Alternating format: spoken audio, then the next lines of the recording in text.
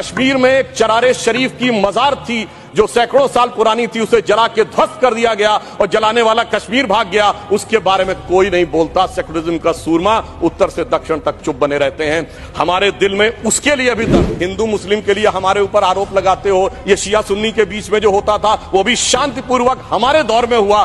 कश्मीर हो या देश का कोई और हिस्सा हो। बहुत बताया जाता है कि जम्मू कश्मीर सूफी का बहुत बड़ा सेंटर था। मैं पूछना चाहता हूं कि विगत 30 वर्षों से सूफीज्म के 4 बड़े सिलसिले हैं, नक्शबंदी, सोहरावर्दी, चिश्ती और कादरी। एक का भी कोई मरकज बचा हो तो बता दीजिए। कि मुस्लिम समाज के लिए सबसे मुकद्दस मस्जिद हजरत बल पे नवंबर 1993 में आतंकवादियों ने कब्जा कर लिया था। ये वो भी दौर था, मगर इसके बावजूद किसी को उस दौर में खराबी नजर नहीं आती थी। जिस समय आतंकवाद शुरू हुआ था, जस्टिस नीलकंठ गंजू की हत्या उस समय हुई जब श्री राजीव गांधी जी के नेतृत्व में भारत के इतिहास की सबसे मजबूत सरकार थी। वो तो लोगों को याद होगा। मुझे याद है मान्यवर, बचपन में बहुत से लोगों को नहीं याद होगा। वर्ल्ड कप 1983 का जीतने के बाद इंडिया का पहला वनडे इंटरनेशनल कहां हुआ था? 13 अक्टूबर 1983 को श्रीनगर में, भारत और वेस्ट इंडीज के बीच में। और वहां पर भारतीय टीम के खिलाफ नारे, चलिए वो तो अलग है, पाकिस्तान जिंदाबाद के नारे, भारतीय टीम के लोगों के ऊपर चीजें फेंकी गई, पिच खोद दी गई। उस समय तो सर्वकालीन शक्तिशाली प्रधानमंत्री जिन्हें विपक्ष मानता है, श्रीमती इंदिरा गांधी जी का शासन। उत्तर से दक्षिण तक सारे राज्यों के नाम बदल गए। एक ही राज्य है जिसका प्राचीन काल में जो नाम था, नीलमत पुराण में यदि कश्मीर था तो आज भी कश्मीर है। पहली बार 30 साल के बाद 27 जुलाई को शियाओं का मुहर्रम का जुलूस भी शांतिपूर्ण ढंग से और पूरे अकीदत के साथ चला। और 30 साल के बाद सिनेमा हॉल खुले।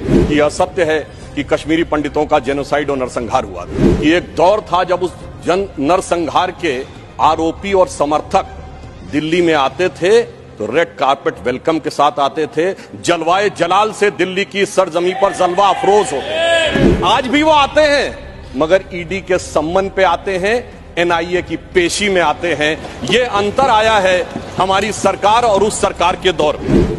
महोदय, मैं एक बात याद दिलाना चाहता हूं। मैं लखनऊ का रहने वाला हूं। वहां भी मैंने बचपन में हिंदू मुस्लिम कॉन्फ्लिक्ट नहीं सुना था, शिया सुन्नी कॉन्फ्लिक्ट सुने थे। इनकी सरकार के समय में शियाओं का जुलूस, मदे साहबा का जुलूस रोक दिया गया था। 22 साल तक रुका रहा। जब हमारी सरकार आई उसके बाद वहां पर शियाओं का मदे साहबा का जुलूस निकलने की स्थिति आई। मैं पूछना चाहता हूं भाई, हिंदू मुस्लिम के लिए हमारे ऊपर आरोप लगाते हो। ये शिया सुन्नी के बीच में जो होता था वो भी शांतिपूर्वक हमारे दौर में हुआ। कश्मीर हो या देश का कोई और हिस्सा हो, यह दर्शाता है कि हमारी सरकार सभी समुदायों को समान रूप से उन्नति का अवसर देती है। और 30 साल के बाद सिनेमा हॉल खुले।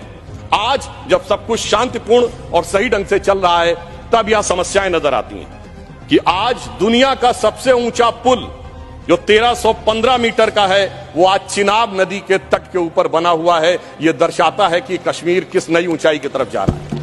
महोदय, मैं याद दिलाना चाहता हूं, हमारे बचपन में जिस जमाने में कश्मीर में आतंकवाद फैला था तो हम लोग कहते थे झेलम नदी का प्राचीन वैदिक नाम है वितस्ता और चिनाब का है अक्सिनी। तो हम कहते थे बो दिए विष बीज किसने, अब वितस्ता ने पुकारा, क्यों झुलसता जा रहा कश्मीर नंदन वन हमारा। आज मोदी जी की सरकार आने के बाद हम कह सकते हैं, पर आज दुनिया का सबसे ऊंचा पुल अक्सिनी पर हमारा जो उभरता जा रहा, जो निखरता जा रहा कश्मीर नंदन वन हमारा। अब मैं एक और भी बात यह कहना चाहता हूं कि 21 हाइड्रो पावर प्रोजेक्ट्स भी चल रहे हैं। G20 जिस शानदार तरीके से हुआ वो हम सब ने देखा। परंतु यहां मैं एक बात कहना चाहूंगा कि यह विषय इतना आसान नहीं था जितना समझा जाता है। जिस समय आतंकवाद शुरू हुआ था, जस्टिस नीलकंठ गंजू की हत्या उस समय हुई जब श्री राजीव गांधी जी के नेतृत्व में भारत के इतिहास की सबसे मजबूत सरकार थी। वो तो लोगों को याद होगा। परंतु उसके बाद ऐसा दौर भी आया कि वो सब लोग आरोप से छूट गए। कल माननीय गृह मंत्री जी ने जब लोकसभा में कहा था, कुछ गलतियों के बारे में कहा था, तो वहां पर नेता प्रतिपक्ष ने कहा था कि साहब गलतियां अगर हैं तो इस बारे में चर्चा कर ली जाए। तो मैं सिर्फ यह बताना चाहता हूं कि अगर गलतियों की बात होगी तो बहुत सी ऐसी गलतियां हैं जिन्हें विशेष रूप से ध्यान रखने की आज आवश्यकता है। मैं सिर्फ 1-2-3 तथ्य लोगों के सामने रखना चाहता हूं। जब स्वतंत्रता के उपरांत रियासतों के विलय का महकमा सरदार पटेल के पास था तो केवल कश्मीर नेहरू जी ने अपने पास क्यों रखा था? नंबर 2, 1946 में महाराजा हरि सिंह जी के विरुद्ध विद्रोह के आरोप में जब शेख अब्दुल्ला जेल में बंद थे तो पंडित नेहरू स्वयं उनको छुड़ाने के लिए कश्मीर गए और वो भी गिरफ्तार हो गए। यह बात मौलाना आजाद ने अपनी किताब इंडिया विंस फ्रीडम में लिखी है कि इससे तत्कालीन कांग्रेस नेता बुरी तरीके से हतप्रभ हो गए। और इस परिस्थिति में जिस समय पाकिस्तान ने आक्रमण किया उसे कबायली आक्रमण क्यों कहा गया, सेना का आक्रमण क्यों नहीं कहा गया।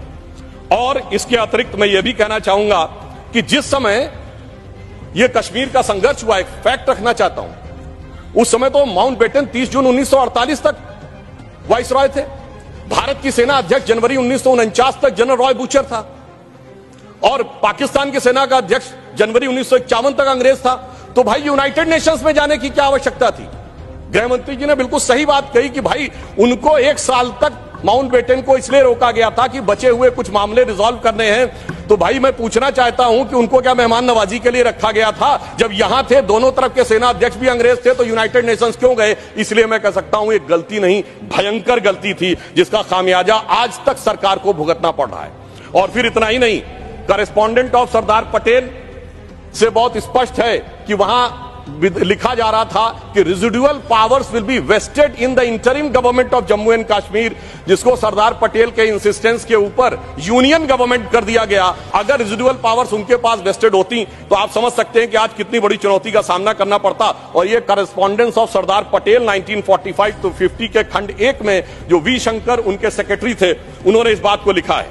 अब मैं एक बात और ध्यान देना चाहता हूं कि प्रथम लोकसभा में कश्मीरी पुनर्वास के कैबिनेट मंत्री अजीत प्रसाद जैन जी ने अपनी किताब कश्मीर व्हाट रियली हैपेंड में लिखा है कि the draft was approved by Sheikh and his colleagues and then passed by the Congress party. ये मैं नहीं कह रहा हूं, उनकी सरकार के कैबिनेट मिनिस्टर कह रहे थे। और इसमें अंत में एक और व्यक्ति का उद्धृत करना चाहता हूं जो भारत के मुख्य न्यायाधीश रहे, जस्टिस मेहरचंद महाजन, जो कि उस समय कश्मीर रियासत के प्रधानमंत्री थे।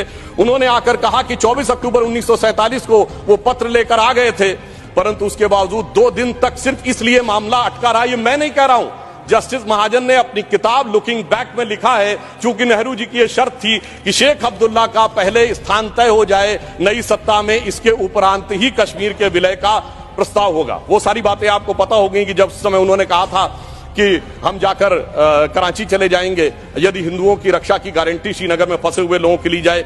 इसलिए मैं कहना चाहता हूं इसके लिए एक दिन नहीं, एक सत्र भी कमजोर पड़ जाएगा। और आज अगर आप देखें कि अंतर देखिए, एक उधर का कश्मीर और एक इधर का कश्मीर। एक इधर का कश्मीर है जहां पर टेक्नोलॉजी में, जहां पर की कल्चर में उन्नति हो रही है, जहां विकास हो रहा है, G20 किया जा रहा है। और एक उधर का कश्मीर है, यहां हमारा सबसे ऊंचा पुल है और वहां बड़े बड़े आतंकवादी संगठनों के साथ उधर के कश्मीर के लोग बैठे हुए हैं। इसलिए मैं ये भी कहना चाहता हूं कि इन 75 वर्षों के बाद जो कुछ भी बदलाव आया है वो इस सीमा तक आया है कि मैं सिर्फ ये कहना चाहूंगा कि जो मोदी जी ने हिम्मत दिखाई उसकी वजह से आज ये बदलाव आया। जिसे एक पंक्ति में कहना चाहूंगा कि दर्द की रात गई, गम के जमाने भी गए और मोदी जी की हिम्मत से कई दाग पुराने भी गए।